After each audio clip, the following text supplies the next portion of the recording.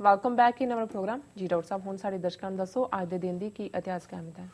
ਅੱਜ ਬੇਸ਼ੱਕ 12 ਮਈ ਦਾ ਦਿਨ ਹੈ। ਕੱਲ 11 ਮਈ ਮਦਰਸ ਡੇ ਸੀ, ਸੰਡੇ ਸੀ, ਸੋ ਅਸੀਂ ਕਿਉਂਕਿ ਸੰਡੇ ਪ੍ਰੋਗਰਾਮ ਨਹੀਂ ਹੁੰਦਾ ਜੀ, ਸੋ ਸਾਰੀਆਂ ਹੀ ਮਾਵਾਂ ਨੂੰ ਸੈਲੂਟ ਕਰਦੇ ਹਾਂ, ਪ੍ਰਣਾਮ ਕਰਦੇ ਹਾਂ। ਉਹਨਾਂ ਦੀ ਕੰਟਰੀਬਿਊਸ਼ਨ ਇਤਿਹਾਸ 'ਚ ਡੇ ਟੂ ਡੇ ਹਰ ਮਾਂ ਜਿਵੇਂ ਆਪਣੇ ਬੱਚੇ ਬੱਚੀ ਦੇ ਲਈ ਆਪਣਾ ਆਪਾ ਜਿਹੜਾ ਹੈ ਉਸ ਤੋਂ ਕੁਰਬਾਨ ਕਰਦੀ ਹੈ। ਸਾਰੀਆਂ ਮਾਵਾਂ ਨੂੰ ਸੈਲੂਟ ਜੀ। ਅੱਜ ਦਾ ਦਿਨ ਸਾਡੇ ਇਤਿਹਾਸ 'ਚ ਨਹੀਂ, ਸਾਊਥ ਏਸ਼ੀਆ ਦੇ ਇਤਿਹਾਸ 'ਚ ਬਹੁਤ ਅਹਿਮੀਅਤ ਰੱਖਦਾ ਹੈ। ਰਾਦਰ ਵਰਲਡ ਹਿਸਟਰੀ 'ਚ ਮੈਂ ਕਹਾਂਗਾ ਕਿਉਂਕਿ 12 ਮਈ ਦਾ ਉਹ ਦਿਨ ਹੈ ਜਿੱਦਣ ਕਿ ਚੱਪੜਚਿੜੀ ਦੇ ਮੈਦਾਨ 'ਚ ਬਾਬਾ ਬੰਦਾ ਸਿੰਘ ਬਹਾਦਰ ਦੀ ਕਮਾਂਡ ਥੱਲੇ ਸਿੱਖਾਂ ਨੇ ਸਰਹੰਦ ਦੇ ਵਜ਼ੀਰ ਖਾਨ ਨੂੰ ਬੜੀ ਕ੍ਰਸ਼ਿੰਗ ਡਿਫੀਟ ਦਿੱਤੀ। ਇਹ 800 ਸਾਲ 'ਚ ਪਹਿਲੀ ਵਿਕਟਰੀ ਸੀ ਜਿਹਦੇ 'ਚ ਇੱਕ ਪਾਸੇ ਤੋਪਖਾਨਾ ਹੈ ਵਜ਼ੀਰ ਖਾਨ ਦੇ ਕੋਲ, ਹਾਥੀਆਂ ਦੇ ਉੱਤੇ ਫੌਜ ਹੈ, ਟ੍ਰੇਨਡ ਪਠਾਨ ਨੇ, ਆਰਮੀ ਹੈ ਫੁੱਲੀ, ਤੇ ਇਧਰ ਸਿੱਖ ਜਿਹੜੇ ਨੇ ਉਹਨਾਂ ਦੇ ਕੋਲ ਕਿਸੇ ਕੋਲ ਦਾਤੀ ਹੈ, ਕਿਸੇ ਕੋਲ ਡਾਂਗਾ ਨੇ, ਛੋਟੀਆਂ ਬੰਦੂਕਾਂ ਨੇ, ਤਲਵਾਰਾਂ ਨੇ। ਔਰ ਜਿਵੇਂ ਉਹਨਾਂ ਨੇ ਸਵੇਰੇ ਸੂਰਜ ਚੜ੍ਹਨ ਤੋਂ ਲੈ ਕੇ ਸੂਰਜ ਡੁੱਬਣ ਤੱਕ ਇੱਕ ਦਿਨ ਦੇ ਵਿੱਚ 800 ਸਾਲ ਦੀ ਭਾਰਤ ਦੀ ਕਿਸਮਤ ਦਾ ਫੈਸਲਾ ਕਰ ਦਿੱਤਾ ਹੈ ਜੀ। ਇਹ ਰਿਮਾਰਕੇਬਲ ਗੱਲ ਹੈ। ਔਰ ਇਸ ਦਿਨ ਦੇ ਉੱਤੇ ਫਤਿਹ ਮਾਰਚ ਵੀ, ਕਿਉਂਕਿ 12 ਮਈ ਨੂੰ ਇਹ ਲੜਾਈ ਹੁੰਦੀ ਹੈ, 14 ਮਈ ਨੂੰ ਸਿੱਖ ਫਿਰ ਸਰਹੰਦ ਦੇ ਉੱਤੇ ਜਾ ਕੇ ਕਾਬਜ਼ ਹੁੰਦੇ ਨੇ। ਵਜ਼ੀਰ ਖਾਨ ਜੰਗ 'ਚ ਮਾਰਿਆ ਗਿਆ। ਸੁੱਚਾਨੰਦ ਜਿਹੜਾ ਹਿੰਦੂ ਪ੍ਰਧਾਨ ਮੰਤਰੀ ਸੀ ਜਿਹਨੇ ਕਿਹਾ ਸੀ ਛੋਟੇ ਸਾਹਿਬਜ਼ਾਦਿਆਂ ਨੂੰ ਸ਼ਹੀਦ ਕਰਨ ਦੇ ਲਈ ਵਜ਼ੀਰ ਖਾਨ ਨੂੰ ਕਿ ਜੀ ਸੱਪਾਂ ਦੇ ਬੱਚੇ ਵੀ ਸੱਪ ਹੁੰਦੇ ਨੇ, ਉਹ ਸ਼ਹਿਰ 'ਚੋਂ ਭੱਜ ਰਿਹਾ ਸੀ, ਉਹਨੂੰ ਫੜ ਕੇ ਲਿਆਂਦਾ ਤੇ ਫਿਰ ਖਾਲਸਾਈ ਰਵਾਇਤ ਮੁਤਾਬਕ ਉਹਨੂੰ ਚੰਗੀ ਤਰ੍ਹਾਂ ਸਜ਼ਾ ਦਿੱਤੀ ਗਈ। ਇਕੱਲੇ ਇਕੱਲੇ ਨਵਾਬ ਦੂਜੇ ਤੀਜੇ ਨੂੰ ਹਵੇਲੀਆਂ 'ਚੋਂ ਕੱਢ ਕੇ ਖਾਲਸਾਈ ਜਸਟਿਸ ਦਿੱਤਾ ਗਿਆ ਜੀ। ਔਰ ਉਸ ਧਰਤੀ ਦੇ ਉੱਤੇ ਖਾਲਸੇ ਦਾ ਜਿਹੜਾ ਨਿਸ਼ਾਨ ਝੂਲਿਆ। ਔਰ ਜਿਹੜੀ ਸਭ ਤੋਂ ਵੱਡੀ ਗੱਲ ਕੱਲ ਫਿਲਾਡੈਲਫੀਆ ਵੀ ਮੈਂ ਕਹੀ ਸੀ, ਜਿਹੜੇ ਇਤਿਹਾਸ 'ਚ ਮਨੁੱਖੀ ਇਤਿਹਾਸ ਉਦੋਂ ਅਜੇ ਦੁਨੀਆ 'ਚ ਲੈਂਡ ਰਿਫਾਰਮ ਨਹੀਂ ਸੀ ਹੋਏ ਤੇ ਪਹਿਲਾ ਆਰਡਰ ਸਿੱਖ ਰਾਜ ਦਾ ਸੀ ਕਿ ਜ਼ਮੀਨ ਵਾਹੁਣ ਵਾਲਾ ਜ਼ਮੀਨ ਦਾ ਮਾਲਕ ਹੈ। Tiller of the land is the owner of the land. ਜਿਹੜਾ ਓਵਰਨਾਈਟ ਜੱਟ ਜਿਹੜਾ ਹੈ ਉਹ ਜ਼ਿਮੀਦਾਰ ਹੋ ਗਿਆ ਕਿਉਂਕਿ ਜਿਹੜਾ ਮੁਜਾਰਾ ਸੀ ਜ਼ਮੀਨ ਵਾਹੁੰਦਾ ਸੀ ਉਹ ਤਾਂ ਇਹ ਲੇਬਰ ਸੀ, ਮਜ਼ਦੂਰ ਸੀ, ਮਾਲਕ ਉਹਦਾ ਹੋਰ ਸੀ, ਜ਼ਿਮੀਦਾਰ ਸੀ। ਸੋ ਅੱਜ ਜਦੋਂ ਅਸੀਂ ਜੱਟ ਜ਼ਿਮੀਦਾਰ ਕਹਿੰਦੇ ਹਾਂ ਇਹਦੇ 'ਚ ਕੋਈ ਜ਼ਾਤ ਪਾਤੀ ਮੈਂ ਗੱਲ ਨਹੀਂ ਕਹਿ ਰਿਹਾ ਕਿ ਜਿਹੜਾ ਜ਼ਮੀਨ ਵਾਹੁਣ ਵਾਲਾ ਸੀ ਉਹ ਹਿੰਦੂ ਸੀ, ਸਿੱਖ ਸੀ, ਮੁਸਲਮਾਨ ਸੀ, ਉਹ ਜ਼ਮੀਨ ਦਾ ਆਨਰ ਬਣ ਗਿਆ ਜੀ। ਸੋ ਇਹ ਬਹੁਤ ਵੱਡੀ ਗੱਲ ਸੀ। ਔਰ ਸਿੱਖ ਰਾਜ ਬਾਬਾ ਬੰਦਾ ਸਿੰਘ ਬਹਾਦਰ ਨੇ ਜਿਹੜਾ ਹੈ ਉਹ ਸਥਾਪਿਤ ਕਰਕੇ ਦੱਸਿਆ ਕਿ ਮੁਗਲ ਅਜਿੱਤ ਨਹੀਂ ਨੇ ਔਰ ਉਹਨੇ ਫਿਰ ਹਿੰਦੁਸਤਾਨ ਦੀ ਕਿਸਮਤ ਨੂੰ ਬਦਲਿਆ ਜੀ। 1984 ਦੇ ਵਿੱਚ ਰਮੇਸ਼ ਜਿਹੜਾ ਲਾਲਾ ਜਗਤ ਨਾਰਾਇਣ ਇੱਕ ਬੜਾ ਫਿਰਕੂ ਹਿੰਦੂ ਐਡੀਟਰ, ਪੰਜਾਬ ਕੇਸਰੀ ਔਰ ਹੁਣ ਜਗ ਬਾਣੀ ਵੀ ਕੱਢਦੇ ਨੇ, ਕਈ ਕੁਛ ਹੀ ਸ਼ੁਰੂ ਕੀਤਾ ਹੈ। ਪਹਿਲਾਂ ਹਿੰਦ ਸਮਾਚਾਰ ਸੀ ਜੀ, ਉਹ ਸਿੱਖਾਂ ਦੇ ਖਿਲਾਫ, ਅਕਾਲ ਤਖਤ ਸਾਹਿਬ ਦੇ ਖਿਲਾਫ, ਸਿੱਖ ਪਰੰਪਰਾਵਾਂ ਦੇ ਖਿਲਾਫ ਫੋਟੋ ਕੱਢੀ। ਇੱਕ ਪਾਸੇ ਗੁਰੂ ਗੋਬਿੰਦ ਸਿੰਘ ਸਾਈਡ ਤੇ ਖੜੇ ਕੀਤੇ ਨੇ, ਇੱਕ ਪਾਸੇ ਮਹਾਰਾਣਾ ਪ੍ਰਤਾਪ ਹੈ, ਸ਼ਿਵਾਜੀ ਹੈ, ਇੱਦਾਂ ਦੇ ਕੈਲੰਡਰ ਕੱਢਦਾ ਸੀ। ਉਹਨੂੰ ਕਈ ਵਾਰੀ ਸਮਝਾਇਆ ਕਿ ਵੀ ਇਹ ਕੰਮ ਨਾ ਕਰ ਤੂੰ, ਪਰ ਉਹ ਹਟਿਆ ਨਹੀਂ। ਫਿਰ ਅੱਜ ਦੇ ਦਿਨ ਸਿੰਘਾਂ ਨੇ ਉਸ ਨੂੰ ਖਾਲਸਾਈ ਰਵਾਇਤ ਅਨੁਸਾਰ ਸਜ਼ਾ ਦਿੱਤੀ ਜੀ। ਵਰਲਡ ਹਿਸਟਰੀ ਦੇ ਹਵਾਲੇ ਨਾਲ 1459 ਦੇ ਵਿੱਚ ਰਾਣਾ ਜੋਧਪੁਰ ਨੇ, ਜੋਧਪੁਰ ਸ਼ਹਿਰ ਜਿਹਨੂੰ ਸਿਟੀ ਸਨ ਸਿਟੀ ਕਿਹਾ ਜਾਂਦਾ ਕਿਉਂਕਿ ਉੱਥੇ ਮੌਸਮ ਹਮੇਸ਼ਾ ਸੂਰਜ ਨਜ਼ਰ ਆਉਂਦਾ ਜੀ, ਉਸ ਸ਼ਹਿਰ ਦੀ ਨੀਂਹ ਰੱਖੀ। 1792 ਦੇ ਵਿੱਚ ਪਹਿਲੀ ਵਾਰ ਜਿਹੜਾ ਟਾਇਲਟ ਲਗਾਤਾਰਤਾ ਦੇ ਨਾਲ ਪਾਣੀ ਜਿਹੜਾ ਫਲਸ਼ ਕਰਦਾ ਸੀ ਟਾਇਲਟ ਨੂੰ, ਉਹਦਾ ਪੇਟੈਂਟ ਲਿਆ ਗਿਆ। 1928 ਦੇ ਵਿੱਚ ਮੁਸੋਲਿਨੀ ਨੇ ਇਟਲੀ ਦੇ ਵਿੱਚ ਔਰਤਾਂ ਦੇ ਹੱਕ ਖਤਮ ਕਰ ਦਿੱਤੇ। ਮੁਸੋਲਿਨੀ, ਫਿਰ ਨਾਜ਼ੀ ਹਿਟਲਰ, ਇਹ ਸਾਰੀ ਕੋਈ ਟੀਮ ਸੀ ਜੀ। 1942 ਦੇ ਵਿੱਚ ਯਹੂਦੀਆਂ ਨੂੰ ਆਸਟਵਿਚ ਦੇ ਵਿੱਚ 1500 ਯਹੂਦੀਆਂ ਨੂੰ ਗੈਸ ਚੈਂਬਰ ਦੇ ਵਿੱਚ ਗੈਸ ਦੇ ਨਾਲ ਮਾਰ ਮੁਕਾਇਆ ਗਿਆ। 1943 ਦੇ ਵਿੱਚ ਅੱਜ ਦੇ ਦਿਨ ਚਰਚਲ ਜਿਹੜਾ ਉਹ ਅਮਰੀਕਾ ਆਇਆ ਔਰ ਅਮਰੀਕਨ ਪ੍ਰੈਜ਼ੀਡੈਂਟ ਰੂਜ਼ਵੈਲਟ ਨੂੰ ਉਹਨੇ ਮਨਾਇਆ ਕਿ ਵੀ ਉਹ ਜੰਗ ਦੇ ਵਿੱਚ ਸ਼ਾਮਲ ਹੋ ਕੇ ਅੰਗਰੇਜ਼ਾਂ ਦੀ ਮਦਦ ਕਰੇ ਜੀ। 1963 ਦੇ ਵਿੱਚ ਬਰਮਿੰਗਮ ਐਲਾਬਾਮਾ ਦੇ ਵਿੱਚ ਨਸਲੀ ਦੰਗੇ ਹੋਏ, ਕਾਲਿਆਂ ਔਰ ਗੋਰਿਆਂ ਦੇ, ਕਾਫੀ ਲੋਕ ਮਾਰੇ ਗਏ ਜੀ। 1965 ਦੇ ਵਿੱਚ ਇਜ਼ਰਾਈਲ ਔਰ ਵੈਸਟ ਜਰਮਨੀ ਨੇ ਆਪਸ ਦੇ ਵਿੱਚ ਡਿਪਲੋਮੈਟਿਕ ਰਿਲੇਸ਼ਨਸ ਦੀ ਸੰਧੀ ਜਿਹੜੀ ਆ ਉਹ ਕੀਤੀ ਜੀ। 1984 ਚ ਨੈਲਸਨ ਮੰਡੇਲਾ ਦੀ ਵਾਈਫ ਵਿਨੀ ਮੰਡੇਲਾ 20 ਸਾਲ ਬਾਅਦ ਨੈਲਸਨ ਮੰਡੇਲਾ ਨੂੰ ਜੇਲ੍ਹ ਦੇ ਵਿੱਚ ਉਹਨੂੰ ਮਿਲਣ ਦੀ ਇਜਾਜ਼ਤ ਮਿਲੀ। ਹੁਣ ਨੈਲਸਨ ਮੰਡੇਲਾ ਇਸ ਦੁਨੀਆ ਤੋਂ ਜਾ ਚੁੱਕੇ ਨੇ। ਇਹ ਵੱਖਰੀ ਗੱਲ ਹੈ ਕਿ ਬਾਅਦ ਦੇ ਵਿੱਚ ਵਿਨੀ ਮੰਡੇਲਾ ਕਿਸੇ ਕੇਸ ਦੇ ਵਿੱਚ ਕਾਬੂ ਆਈ ਔਰ ਫਿਰ ਨੈਲਸਨ ਮੰਡੇਲਾ ਨੇ ਉਹਦੇ ਤੋਂ ਡਿਸਟੈਂਸ ਵੀ ਕੀਤਾ, ਤਲਾਕ ਵੀ ਹੋਇਆ। ਪਰ ਮੈਂ ਵਿਨੀ ਮੰਡੇਲਾ ਨੂੰ ਹਮੇਸ਼ਾ ਹੀ ਐਡਮਾਇਰ ਕਰਦਾ ਕਿ ਜਿਹੜੀ ਮੂਵਮੈਂਟ ਅਫਰੀਕਨ ਨੈਸ਼ਨਲ ਕਾਂਗਰਸ ਦੀ ਸਾਊਥ ਅਫਰੀਕਾ ਦੇ ਵਿੱਚ ਖੜੀ ਹੋਈ, ਨੈਲਸਨ ਮੰਡੇਲਾ ਤਾਂ ਜੇਲ੍ਹ ਚਲਾ ਗਿਆ ਪਰ ਇਹ ਬੜੀ ਬਹਾਦਰ ਧੱਕੜ ਔਰਤ ਹੈ ਜਿਨੇ ਉਸ ਮੂਵਮੈਂਟ ਨੂੰ ਆਪਣੇ ਘਰ ਵਾਲੇ ਦੀ ਗੈਰ ਹਾਜ਼ਰੀ ਦੇ ਵਿੱਚ ਵੀ ਜਿਹੜਾ ਉਹ ਜਾਰੀ ਰੱਖਿਆ। 2002 ਦੇ ਵਿੱਚ ਅਮਰੀਕਾ ਦਾ ਐਕਸ ਪ੍ਰੈਜ਼ੀਡੈਂਟ ਜਿਮੀ ਕਾਰਟਰ, ਜਿਹੜਾ ਬੜਾ ਹਿਊਮੈਨਿਟੇਰੀਅਨ ਹੈ, ਲੋਕਾਂ ਲਈ ਘਰ ਬਣਾਉਂਦਾ ਹੈ, ਕਿਤੇ ਵੀ ਝਗੜਾ ਜਾ ਕੇ ਸ਼ਾਂਤੀ ਦੀ ਗੱਲ ਨੂੰ ਤੋਰਦਾ ਹੈ। ਸੋ ਇਹ ਕਿਊਬਾ ਦੇ ਵਿੱਚ ਜਾ ਕੇ ਫਿਡਾਲ ਕਾਸਟਰੋ ਨੂੰ ਮਿਲਿਆ ਔਰ ਇਹ ਇੱਕ ਪਹਿਲਾ ਅਮਰੀਕਨ ਪ੍ਰੈਜ਼ੀਡੈਂਟ ਬਣਿਆ ਸਾਬਕਾ ਜਿਹਨੇ ਕਿ ਕੈਸਟਰੋ ਦੇ ਨਾਲ ਮੁਲਾਕਾਤ ਕੀਤੀ। ਹੁਣ ਤਾਂ ਫਿਡਾਲ ਕਾਸਟਰੋ ਮਰ ਚੁੱਕਾ ਹੈ ਲੇਕਿਨ ਕਿਊਬਾ ਦੇ ਨਾਲ ਅਮਰੀਕਾ ਦੇ ਲਗਭਗ ਅੱਧੀ ਸਦੀ ਬਹੁਤ ਕਸ਼ੀਦਗੀ ਭਰੇ ਸੰਬੰਧ ਰਹੇ ਨੇ, ਹੁਣ ਵੀ ਨੇ, ਲੇਕਿਨ ਕਾਰਟਰ ਨੇ ਆਈਸ ਬ੍ਰੇਕ ਕਰਨ ਦਾ ਯਤਨ ਕੀਤਾ। ਜੀ ਡਾਕਟਰ ਸਾਹਿਬ, ਤੁਹਾਡਾ ਬਹੁਤ ਬਹੁਤ ਸ਼ੁਕਰੀਆ।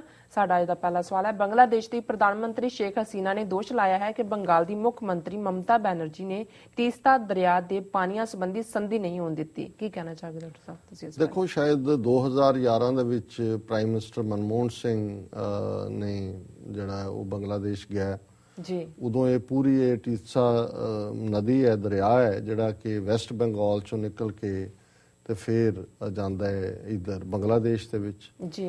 ਔਰ ਇਸ ਦੇ ਪਾਣੀਆਂ ਨੂੰ ਲੈ ਕੇ ਜਿਵੇਂ ਫਰਾਖਾ ਡੈਮ ਦੇ ਉੱਤੇ ਇਹ ਝਗੜਾ ਰਿਹਾ, ਇਹ ਕਾਫੀ ਇਹਨਾਂ ਦੀ ਆਪਸੀ ਟੈਨਸ਼ਨ ਰਹੀ ਜੀ। ਹੁਣ ਜਿਹੜਾ ਮਨਮੋਹਨ ਸਿੰਘ ਦੀ ਯਾਤਰਾ ਦਾ ਡੇਟਸ ਆ ਗਈਆਂ, ਉਹਨੇ ਜਿੱਦਣ ਜਾਣਾ ਸੀ ਉਹਦੇ ਨਾਲ ਮਮਤਾ ਬੈਨਰਜੀ ਨੇ ਵੀ ਜਾਣਾ ਸੀ, ਬੰਗਾਲ ਦੀ ਚੀਫ ਮਿਨਿਸਟਰ ਜੀ। ਮੇਰਾ ਖਿਆਲ ਹੈ ਸ਼ਾਇਦ ਅਸਾਮ ਜਿੱਥੋਂ ਕਿ ਰਿਵਰ ਉੱਤੋਂ ਆਉਂਦੀ ਹੈ ਉਸ ਦਾ ਮੁੱਖ ਮੰਤਰੀ ਵੀ ਸੀ, ਇੱਕ ਅੱਧਾ ਹੋਰ ਸੀ। ਸੋ ਐਨ ਮੌਕੇ ਦੇ ਉੱਤੇ ਮਮਤਾ ਬੈਨਰਜੀ ਨੇ ਕਿਹਾ ਕਿ ਵੀ ਔਰ ਸਮਝੌਤੇ ਦੇ ਜਿਹੜੇ ਇਹਨਾਂ ਦੇ ਪੂਰੇ ਸੈਕਟਰੀ ਲੈਵਲ ਗੱਲਬਾਤ ਹੈ ਮੁਕੰਮਲ ਹੋ ਚੁੱਕੀ ਸੀ, ਪਰ ਮਮਤਾ ਬੈਨਰਜੀ ਨੇ ਕਿਹਾ ਵੀ ਮੈਂ ਨਹੀਂ ਜਾਣਾ ਕਿਉਂਕਿ ਇਹਦੇ ਨਾਲ ਮੇਰੇ ਵੈਸਟ ਬੰਗਾਲ ਦੇ ਲੋਕਾਂ ਦਾ ਨੁਕਸਾਨ ਹੋਏਗਾ, ਅਸੀਂ ਪਾਣੀ ਨਹੀਂ ਦੇ ਸਕਦੇ ਜਿਹੜਾ ਕਿ ਇਸ ਸਮਝੌਤੇ ਦੇ ਤਹਿਤ ਬੰਗਲਾਦੇਸ਼ ਨੂੰ ਦਿੱਤਾ ਜਾਣਾ ਜੀ। ਸੋ ਮਨਮੋਹਨ ਸਿੰਘ ਗਿਆ, ਉਹ ਸੰਧੀ ਤੇ ਦਸਖਤ ਨਹੀਂ, ਉਹ ਸਾਰਾ ਟੂਰ ਹੀ ਜਿਹੜਾ ਟ੍ਰਿਪ ਹੀ ਉਹ ਜਿਹਨੂੰ ਕਹਿੰਦੇ ਨੇ ਵੀ ਉਸ ਦੀ ਅਹਿਮੀਅਤ ਖਤਮ ਹੋ ਗਈ ਜੀ। ਹੁਣ ਹਾਲਾਂਕਿ ਇਹ ਗੱਲ ਪਹਿਲਾਂ ਵੀ ਮੀਡੀਆ 'ਚ ਆਈ, ਪਰ ਹੁਣ ਜਦੋਂ ਬੰਗਲਾਦੇਸ਼ ਦੀ ਪ੍ਰਧਾਨ ਮੰਤਰੀ ਸ਼ੇਖ ਹਸੀਨਾ ਜਿਹੜੀ ਕਿ ਸ਼ੇਖ ਮੁਜੀਬੁਰ ਰਹਿਮਾਨ ਦੀ ਡਾਟਰ ਹੈ, ਜਿਹਨੇ 1971 ਦੇ ਵਿੱਚ ਬੰਗ ਬੰਧੂ ਜਿਹਨੂੰ ਕਹਿੰਦੇ ਸੀ ਜੀ। ਸੋ ਇਸ ਗੱਲ ਨੂੰ ਮੈਂ ਜਦੋਂ ਵੀ ਮਮਤਾ ਬੈਨਰਜੀ ਨੂੰ ਮੈਂ ਐਡਮਾਇਰ ਕਰਦਾ, ਜਿਵੇਂ ਮੈਂ ਜੈ ਲਲਿਤਾ ਨੂੰ ਕਰਦਾ, ਮਾਇਆਵਤੀ ਨੂੰ ਕਰਦਾ ਜੀ, ਤਿੰਨੋਂ ਮਾਈਆਂ ਜਿਨ੍ਹਾਂ ਨੇ ਅਖੀਰ ਜੋ ਮਰਜ਼ੀ ਹੁਣ ਐਗਜ਼ਿਟ ਪੋਲ ਆ ਰਹੇ ਨੇ, ਮੋਦੀ ਇੰਨੀਆਂ ਸੀਟਾਂ, ਫਲਾਣੀਆਂ ਇੰਨੀਆਂ ਸੀਟਾਂ, ਸਭ ਕਿਆਸ ਰਾਈਆਂ ਨੇ, ਪਰ ਮੇਰਾ ਇਹ ਅੰਦਾਜ਼ਾ ਹੈ ਵੀ ਅਲਟੀਮੇਟਲੀ ਇਹਨਾਂ ਤਿੰਨਾਂ ਮਾਈਆਂ ਨੇ ਇਹ ਡਿਸਾਈਡ ਕਰਨਾ ਹੈ ਕਿ ਕਿਹਦੀ ਸਰਕਾਰ ਬਣੇਗੀ, ਸੀਟਾਂ ਦਾ ਤਵਾਜ਼ਨ ਇਹਨਾਂ ਕੋਲ ਰਹੇਗਾ। ਔਰ ਇਹ ਖਬਰ ਤੋਂ ਜਿਹੜੀ ਅੱਜ ਸ਼ੇਖ ਹਸੀਨਾ ਨੇ ਪਬਲਿਕਲੀ ਇਸ ਗੱਲ ਨੂੰ ਐਡਮਿਟ ਕੀਤਾ ਹੈ, ਇਹ ਗੱਲ ਸਾਬਤ ਕਰਦੀ ਹੈ ਕਿ ਜੇ ਚੀਫ ਪਾਵਰ ਕਿਹਦੇ ਕੋਲ ਹੁੰਦੀ ਹੈ ਜੀ, ਕਿ ਜੇ ਚੀਫ ਮਿਨਿਸਟਰ ਕਿਸੇ ਵੀ ਸਟੇਟ ਦਾ ਆਪਣੇ ਲੋਕਾਂ ਦੇ ਹੱਕਾਂ ਲਈ ਖਲੋ ਜਾਂਦਾ ਹੈ ਤੇ ਇਹ ਨਹੀਂ ਕਿ ਵੀ ਭਾਰਤ ਦੀਆਂ ਸਟੇਟਾਂ ਦੇ ਵਿੱਚੋਂ ਜਸਟਿਸ ਲੈ ਸਕਦਾ ਹੈ, ਉਹ ਈਵਨ ਇੰਟਰਨੈਸ਼ਨਲ ਟ੍ਰੀਟੀਜ਼ ਨੂੰ ਵੀ ਖਤਮ ਕਰ ਸਕਦਾ। ਇੱਕ ਪਾਸੇ ਸਾਡੇ ਜਿਹੜੇ ਨੇ ਉਹ ਮਿੱਟੀ ਦੇ ਮਾਧੋ ਨੇ, ਸਿੱਖਾਂ ਦੇ ਕਾਤਲ ਪ੍ਰਕਾਸ਼ ਸਿੰਘ ਬਾਦਲ ਜੀ, ਨਹੀਂ ਜਿਹੜਾ ਪਾਣੀਆਂ ਦਾ ਹੋਏ, ਸਿੱਖੀ ਦਾ ਹੋਏ, ਉਹ ਮੋਦੀ ਨੂੰ ਰੱਥ ਤੇ ਬਿਠਾ ਕੇ ਪ੍ਰਧਾਨ ਮੰਤਰੀ ਦੇ ਉੱਥੇ ਲਾਲ ਕਿਲੇ ਬਿਠਾਉਣ ਲਈ ਉਹਨੂੰ ਰਾਤ ਨੀਂਦ ਨਹੀਂ ਆਉਂਦੀ ਕਿ ਮੈਂ ਅੱਗੇ ਅੱਗੇ ਜਾ ਕੇ ਉਹ ਭੰਗੜਾ ਪਾਵਾਂਗਾ ਰੱਥ ਦੇ ਅੱਗੇ ਜਦੋਂ ਮੋਦੀ ਜਿਹੜਾ ਉਹਦੀ ਜਾਏਗਾ ਸਵਾਰੀ। ਲੇਕਿਨ ਇਹ ਮਮਤਾ ਬੈਨਰਜੀ ਨੇ ਦੱਸਿਆ ਪਾਵਰ ਕੀ ਹੁੰਦੀ ਹੈ। ਉਹੀ ਵਾਟਰ ਇਸ਼ੂ ਪੰਜਾਬ ਦਾ, ਪੰਜਾਬ ਦੀ ਸਰਕਾਰ ਨੇ ਕਦੋਂ ਸਟੈਂਡ ਲਿਆ, ਬਾਦਲ ਨੇ, ਅਮਰਿੰਦਰ ਸਿੰਘ ਨੇ ਤਾਂ ਫਿਰ ਵੀ ਲਿਆ, ਐਕਟ ਪਾਸ ਕੀਤਾ। ਸੋ ਮਮਤਾ ਬੈਨਰਜੀ ਨੇ ਇੰਟਰਨੈਸ਼ਨਲ ਸਮਝੌਤਾ ਜਿਹੜਾ ਬਿਲਕੁਲ ਕਲੀਅਰ ਹੋਇਆ ਹੋਇਆ ਸੀ ਬੰਗਲਾਦੇਸ਼ ਦੇ ਨਾਲ, ਉਹਨੂੰ ਉਹਨੇ ਬਿਲਕੁਲ ਸੈਬੋਟਾਜ ਕਰ ਦਿੱਤਾ।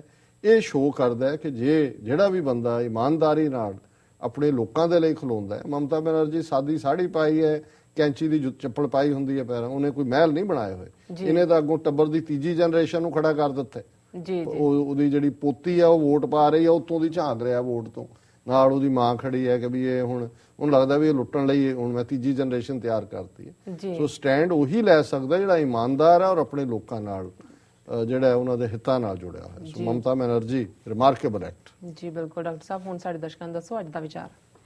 ਅੱਜ ਦੇ ਵਿਚਾਰ ਲਈ ਅਸੀਂ ਗੁਰੂ ਅਮਰਦਾਸ ਜੀ ਦੇ ਸ਼ਲੋਕ ਨੰਬਰ 54 ਤੇ 55 ਨੂੰ ਚੁਣੇ ਜੀ। ਬਹੁਤ ਵਾਰ ਗੱਲ ਕਹਿਣ ਦੇ ਲਈ ਮੈਟਾਫੋਰ ਜਾਂ ਅਲੰਕਾਰ ਇਸਤੇਮਾਲ ਕੀਤਾ ਜਾਂਦਾ ਹੈ। ਪੋਇਟਰੀ ਦੇ ਵਿੱਚ ਪੂਰਬ ਦੀ ਬਬੀਹਾ ਜਾਂ ਇਸ ਇੱਕ ਬਰਡ ਹੈ, ਇੱਕ ਜਿਹਦੇ ਬਾਰੇ ਕਿਹਾ ਜਾਂਦਾ ਹੈ ਕਿ ਵੀ ਪਪੀਹਾ ਵੀ ਕਹਿੰਦੇ ਨੇ ਕਿ ਵੀ ਉਹ ਬੋਲਦਾ ਹੈ ਪ੍ਰਿਓ ਪ੍ਰਿਓ, ਪ੍ਰਿਆ ਬਿਲਵਡ ਨੂੰ ਕਹਿੰਦੇ ਨੇ, ਪਿਆਰੀ ਪਿਆਰੀ ਜਾਂ ਪਿਆਰੇ ਪਿਆਰੇ। ਸੋ ਉਹਦੀ ਆਵਾਜ਼ ਹੁੰਦੀ ਜਿਵੇਂ ਇਨਸੈਕਟਸ ਦੀ ਹੁੰਦੀ ਹੈ ਜਾਂ ਪੰਛੀਆਂ ਦੀ ਹੁੰਦੀ ਹੈ। ਪਰ ਇਹ ਵੀ ਬਾਬੀਹੇ ਬਾਰੇ ਕਿਹਾ ਜਾਂਦਾ ਹੈ ਕਿ ਉਹ ਪਾਣੀ ਜਿਹੜਾ ਹੈ ਛੱਪੜ ਚੋਂ ਜਾਂ ਸਮੁੰਦਰ ਚੋਂ ਜਾਂ ਥੱਲਿਓਂ ਨਹੀਂ ਪੀਂਦਾ, ਡਾਇਰੈਕਟ ਰੇਨ ਸੋਰਸ ਤੋਂ ਉਹ ਲੈਂਦਾ ਔਰ ਰੇਨ ਸੋਰਸ ਤੋਂ ਪਾਣੀ ਮੰਗਦੇ ਉਹ ਪ੍ਰਿਓ ਕਰ ਰਿਹਾ ਹੁੰਦਾ ਕਿ ਵੀ ਮੈਨੂੰ ਚਾਹੀਦਾ, ਪਰ ਉਹ ਰੇਨ ਜਦੋਂ ਹੁੰਦੀ ਹੈ ਉਦੋਂ ਹੀ ਉਹਦੀ ਤਸੱਲੀ ਹੁੰਦੀ ਹੈ ਜਦੋਂ ਉਹਦੇ ਮੂੰਹ 'ਚ ਸਿੱਧਾ ਡਾਇਰੈਕਟ ਫਰੋਮ ਦਾ ਸੋਰਸ ਪਾਣੀ। ਸੋ ਇਹਨੂੰ ਬਬੀਹੇ ਨੂੰ ਆਧਾਰ ਬਣਾ ਕੇ ਬਹੁਤ ਸਾਰਾ ਬਾਣੀ ਦੇ ਵਿੱਚ ਇਹ ਹੁੰਦਾ ਕਿ ਵੀ ਜਿਸ ਤਰ੍ਹਾਂ ਬਾਬੀਹਾ ਅੰਮ੍ਰਿਤ ਵੇਲੇ ਬੋਲਿਆ ਤਾਂ ਦਰ ਸੁਣੀ ਪੁਕਾਰ, ਜਦੋਂ ਬੋਲਿਆ ਤੇ ਇਵੇਂ ਉਹਦੀ ਪੁਕਾਰ ਸੁਣੀ ਗਈ। ਸੋ ਇਹੀ ਕਿਹਾ ਕਿ ਵੀ ਤੂੰ ਮਨੁੱਖ ਨੂੰ ਕਿਹਾ ਵੀ ਤੂੰ ਇਸੇ ਤਰ੍ਹਾਂ ਹੀ ਪ੍ਰਯੋ ਕਰੀ ਜਾ ਤੇ ਨਿਰੰਕਾਰ ਦੀ ਜਦੋਂ ਮਿਹਰ ਹੋਏਗੀ ਤੇਰੇ ਮੂੰਹ 'ਚ ਪਾਣੀ ਆ ਕੇ ਡਿੱਗੇਗਾ ਜੀ। ਸੋ ਇਹ ਸ਼ਲੋਕ ਹੈ, ਬਾਬੀਹਾ ਪ੍ਰਿयो ਕਰੇ ਜਲ ਨਿਧ ਪ੍ਰੇਮ ਪਿਆਰ, ਗੁਰ ਮਿਲੇ ਸੀਤਲ ਜਲ ਪਾਇਆ ਸਭ ਦੁਖ ਨਿਵਾਰਨ ਹਾਰ, ਤਿਸ ਚੁੱਕੈ ਸਹਿਜ ਉਪਜੈ ਚੁੱਕੈ ਕੂਕ ਪੁਕਾਰ, ਨਾਨਕ ਗੁਰਮੁਖ ਸ਼ਾਂਤ ਹੋਏ ਨਾਮ ਰੱਖੋ ਉਰਤਾਰ। ਕਿ ਬਾਬੀਹਾ ਪ੍ਰਿयो ਬਿਲਵਡ ਕਰਦੇ, ਪਾਣੀ ਨੂੰ ਉਹ ਪਿਆਰ ਕਰਦਾ, ਜਲ ਨਿਧ ਪ੍ਰੇਮ ਪਿਆਰ, ਉਹਦੀ ਜ਼ਿੰਦਗੀ ਜਿਹੜੀ ਹੈ ਉਹ ਪਾਣੀ ਦੇ ਨਾਲ ਜੁੜੀ ਹੋਈ ਹੈ, ਪਾਣੀ ਦਾ ਖਜ਼ਾਨਾ ਜਲ ਨਿਧ ਜੀ। ਗੁਰ ਮਿਲੇ ਸੀਤਲ ਜਲ ਪਾਇਆ, ਕਿ ਜਿਉਂ ਹੀ ਉਸ ਨੂੰ ਗੁਰੂ, ਇਹ ਰੂਹ ਹੈ, ਇਹ ਰੂਹ ਦੀ ਗੱਲ ਹੈ ਹੁਣ, ਕਿ ਜਿਸ ਤਰ੍ਹਾਂ ਬਾਬੀਹੇ ਨੂੰ ਸ਼ਾਂਤੀ ਹੁੰਦੀ ਹੈ ਜਦੋਂ ਮੀਂਹ ਦਾ ਪਾਣੀ ਸਿੱਧਾ ਉਹਦੇ ਮੂੰਹ 'ਚ ਪੈਂਦਾ ਜੀ, ਇਸੇ ਤਰ੍ਹਾਂ ਜਿਹੜਾ ਰੱਬ ਨਾਲੋਂ ਵਿਛੜੀ ਰੂਹ ਹੈ ਉਹ ਰੱਬ ਨੂੰ ਯਾਦ ਕਰਦੀ ਹੈ, ਪਿਆਰੇ ਨੂੰ ਯਾਦ ਕਰਦੀ ਹੈ, ਔਰ ਉਸ ਦੀ ਉਦੋਂ ਹੀ ਤਸੱਲੀ ਹੋਏਗੀ ਬਾਬੀਹੇ ਵਾਂਗ ਜਦੋਂ ਗੁਰ ਮਿਲੇ ਸੀਤਲ ਜਲ ਪਾਇਆ, ਕਿ ਜਦੋਂ ਗੁਰੂ ਆ ਕੇ ਮਿਲਦਾ ਤੇ ਉਹ ਸੀਤਲ ਜਲ ਜਿਵੇਂ ਬਾਬੀਹੇ ਦੇ ਮੂੰਹ 'ਚ ਆਉਂਦਾ ਇਵੇਂ ਉਸ ਦੀ ਆਤਮਾ ਸ਼ਾਂਤ ਹੋ ਜਾਂਦੀ ਹੈ। ਸਭ ਦੁੱਖ ਨਿਵਾਰਨ ਹਾਰ, ਨਿਰੰਕਾਰ ਦਾ ਨਾਂ ਸਾਰੇ ਦੁੱਖਾਂ ਨੂੰ ਕੱਟਣ ਵਾਲਾ ਜੀ। ਤਿਸ ਚੁੱਕੈ ਸਹਿਜ ਉਪਜੈ, ਹੁਣ ਤਿਸ ਚੁੱਕੈ ਤ੍ਰਿਸ਼ਨਾ ਖਤਮ ਹੋ ਗਈ, ਥਰਸਟ ਖਤਮ ਹੋ ਗਈ, ਪਿਆਸ ਮੁੱਕ ਗਈ, ਸਹਿਜ ਉਪਜੈ ਮਨ ਦੇ ਅੰਦਰ ਇੱਕ ਸਹਿਜ, ਇੱਕ ਟ੍ਰੈਂਕੁਇਲਿਟੀ, ਇੱਕ ਇਕੁਇਪੋਇਸ ਇਹ ਆ ਗਿਆ। ਚੁੱਕੈ ਕੂਕ ਪੁਕਾਰ, ਹੁਣ ਕੋਈ ਸ਼ਿਕਾਇਤ ਨਹੀਂ ਹੈ, ਕੋਈ ਚੀਕਾਂ ਨਹੀਂ ਮਾਰਦਾ, ਕੋਈ ਉਹ ਸਕਰੀਮ ਨਹੀਂ ਕਰਦਾ, ਕਿਉਂਕਿ ਉਸ ਦੇ ਮਨ ਦੇ ਅੰਦਰ ਇੱਕ ਟਿਕਾ ਹੈ, ਸ਼ਾਂਤੀ ਹੈ। ਨਾਨਕ ਗੁਰਮੁਖ ਸ਼ਾਂਤ ਹੋਏ ਨਾਮ ਰੱਖੋ ਉਰਤਾਰ, ਇਹ ਜਿਹੜਾ ਗੁਰੂ ਦੇ ਨਾਮ ਨਾਲ, ਅਕਾਲ ਪੁਰਖ ਦੇ ਨਾਮ ਨਾਲ ਜੁੜ ਕੇ ਗੁਰਮੁਖ ਜਿਹੜਾ ਉਹ ਸ਼ਾਂਤ ਹੋ ਜਾਂਦਾ, ਨਾਮ ਰੱਖੋ ਉਰਤਾਰ, ਉਹਦੇ ਅੰਦਰ ਨਾਮ ਆ ਕੇ ਵਸ ਜਾਂਦਾ। ਸੋ ਸਮੇਂ ਸੀਮਾ ਨੂੰ ਮੁੱਖ ਰੱਖਦੇ ਹਾਂ ਅਸੀਂ ਅੱਜ ਇੱਕ ਸ਼ਲੋਕ ਨੂੰ ਹੀ ਡਿਸਕਸ ਕਰਾਂਗੇ, ਅਗਲਾ ਜਿਹੜਾ ਅਸੀਂ ਨੈਕਸਟ ਟਾਈਮ ਲਵਾਂਗੇ। ਸੋ ਇਹੀ ਇਸ ਦਾ ਤਤਪਰਜ ਹੈ ਕਿ ਜਿਵੇਂ ਬਬੀਹਾ ਉਦੋਂ ਤੱਕ ਪ੍ਰਯੋ ਕਰਨੋਂ ਨਹੀਂ ਹਟਦਾ ਜਦੋਂ ਤੱਕ ਕਿ ਉਹਦੇ ਮੂੰਹ ਦੇ ਵਿੱਚ ਪਾਣੀ ਨਹੀਂ ਆਉਂਦਾ, ਰੇਨ ਲਾ ਕੇ ਨਹੀਂ ਡਿੱਗਦੀ, ਇਸੇ ਤਰ੍ਹਾਂ ਤੂੰ ਆਪਣੀ ਬਿਹਬਲਤਾ, ਆਪਣਾ ਵੈਰਾਗ ਨਿਰੰਕਾਰ ਦੇ ਲਈ ਰੱਖ। ਜਦੋਂ ਤੱਕ ਨਿਰੰਕਾਰ ਦੀ ਬਖਸ਼ਿਸ਼ ਦੇ ਨਾਲ ਤੇਰਾ ਅੰਦਰ ਉਰਤਾਰ, ਤੇਰੇ ਅੰਦਰ ਆ ਕੇ ਉਹ ਵਸ ਨਾ ਜਾਏ, ਤੇਰੇ ਅੰਦਰ ਉਹ ਸ਼ਾਂਤ ਰਸ ਨਾ ਪੈਦਾ ਹੋ ਜਾਏ, ਤੂੰ ਬਬੀਹੇ ਵਾਂਗੂ ਪ੍ਰਿਓ ਪਿਆਰੇ ਵਾਹਿਗੁਰੂ ਇਸ ਨੂੰ ਕਰਦਾ ਰਹੇ। ਸੋ ਇਹ ਗੁਰੂ ਅਮਰਦਾਸ ਜੀ ਦਾ 54 ਨੰਬਰ ਸ਼ਲੋਕ ਜਿਹੜਾ ਸਾਨੂੰ ਜਿਹੜਾ ਅੱਜ ਦਾ ਥਾਟ ਦਿੰਦਾ ਜੀ। ਡਾਕਟਰ ਸਾਹਿਬ ਬਿਲਕੁਲ, ਤੁਸੀਂ ਸਾਡੇ ਦਰਸ਼ਕਾਂ ਨਾਲ ਅੱਜ ਦਾ ਵਿਚਾਰ ਸਾਂਝਾ ਕੀਤਾ, ਤੁਹਾਡਾ ਬਹੁਤ ਬਹੁਤ ਧੰਨਵਾਦ। ਵਿਊਅਰਸ, ਸਾਡੇ ਪ੍ਰੋਗਰਾਮ ਦਾ ਸਮਾਂ ਇੱਥੇ ਸਮਾਪਤ ਹੁੰਦਾ। ਤੁਸੀਂ ਆਪਣੇ ਰਾਏ ਤੇ ਸੁਝਾਅ ਸਾਨੂੰ ਭੇਜਣਾ ਨਾ ਭੁੱਲਣਾ ਸਾਡੇ ਇਸ ਪਤੇ ਤੇ sos@tv84.tv ਤੇ ਅਸੀਂ ਆਪਣਾ ਪ੍ਰੋਗਰਾਮ ਲੈ ਕੇ ਫਿਰ ਤੁਹਾਡੇ ਰੂਬਰੂ ਹੋਵਾਂਗੇ। ਤਦ ਤੱਕ ਲਈ ਮੈਨੂੰ ਤੇ ਆਪਣੇ ਡਾਕਟਰ ਸਾਹਿਬ ਨੂੰ ਆਗਿਆ ਦਿਓ। ਵਾਹਿਗੁਰੂ ਜੀ ਕਾ ਖਾਲਸਾ, ਵਾਹਿਗੁਰੂ ਜੀ ਕੀ ਫਤਿਹ।